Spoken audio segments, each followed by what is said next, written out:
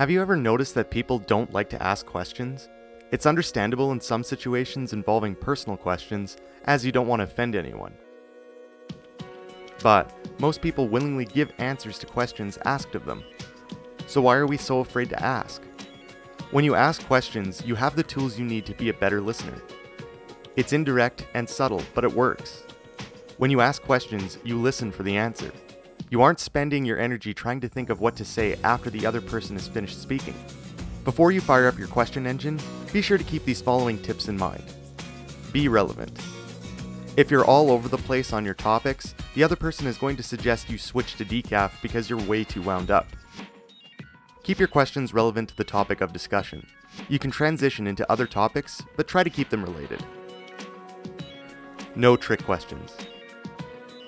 Another tip is, don't try to ask questions for the purpose of tricking someone into an answer or trying to show them how smart you are compared to him or her.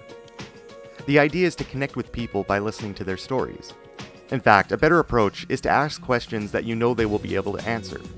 Sometimes you may already know the answer, but it's the process you are after, as well as the answers. It's not about you. It's okay to ask questions that relate to you somehow, but try to keep the focus on the other person. People love to talk about themselves, and when they find people who are good listeners, they will open up to you. Good questions can also steer the conversation. This can be an asset when you try to converse with someone who is more on the talkative side. If they are going on and on about a topic, use questions to reel them in. It's a focused approach that gives you the control while moving the conversation forward.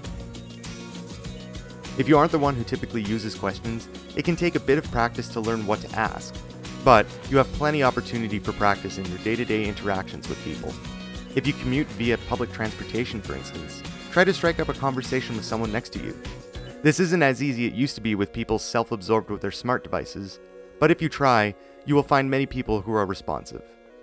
Please subscribe, throw me a like, and share the video with your friends. Also, tick that bell icon so you'll be the first to know when I drop a new video. Until next time, as always, be well and thrive on repeat.